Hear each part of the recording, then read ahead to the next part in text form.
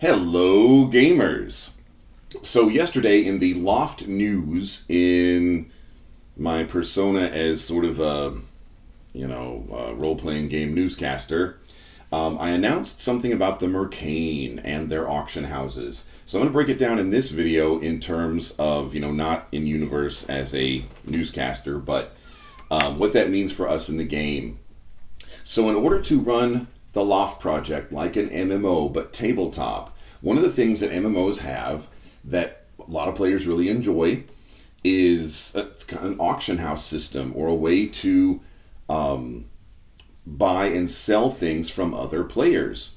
Now, an MMO is one thing, but if we're actually going to run a serious, game styled after our favorite game, or at least a particular version of our favorite game, if we are going to do that, then it's a little more realistic, supposedly, because it's tabletop and not a video game.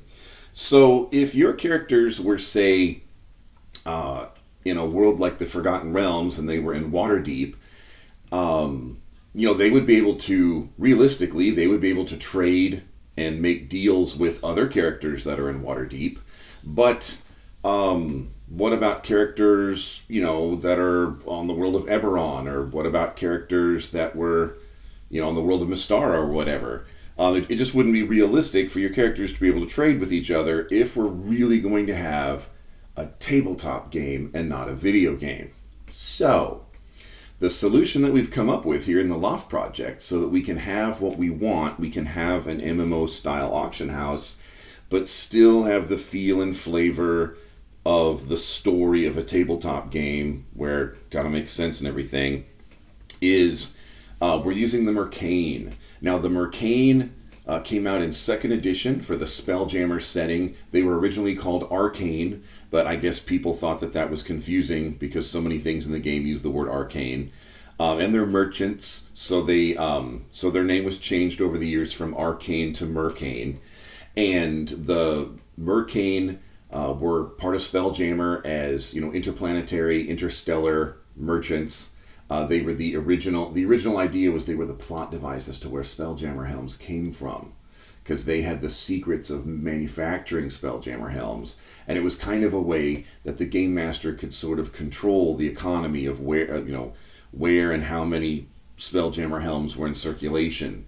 It kind of gave plot device control over the supply of Spelljammer helms in the campaign world. So that's kind of one of the functions that the Arcane originally fulfilled. They became the Mercane. Planescape came out, and a lot of things, related to Spelljammer space, traveling worlds and everything, also apply to Planescape, traveling through worlds and stuff.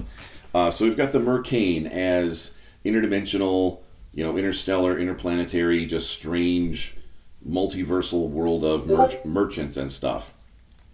And so, in our story for the LOFT project, then, the Mercane have come to Mystara, and they have set up Mercane clearinghouses. So your character could be in Galantry City, the capital of the Principalities of Galantry, and actually make deals in the Mercane clearinghouse with somebody in Miros, the capital of the Kingdom of Karamakos, or somebody on Skothar, which is an entirely different continent than, Miros and Galantry City are both on the continent of Brunn, and then there's another continent called Davania.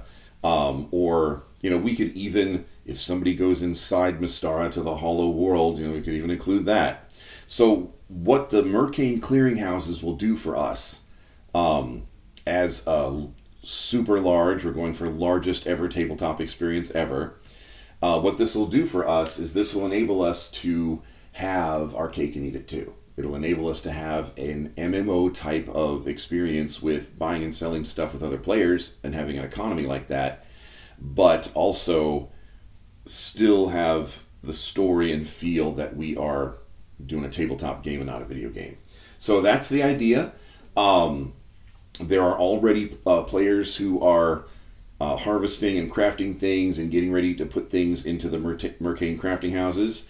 It is not too soon. You are right on time. As I announced yesterday, we just got some more game masters, so tables are a little more available now than they were a couple days ago. So links are down below. Join us on Discord. Find a slot. And when we really can't handle the capacity anymore, we're gonna launch that Indiegogo. So there's a link to that down below, the draft of the Indiegogo, and we're going for the largest online fantasy tabletop experience ever. So if that sounds like something you'd like to find out more about, there's other videos here on this channel. There's links in the doobly-doo below. And in the meantime, I will see you around the gaming table.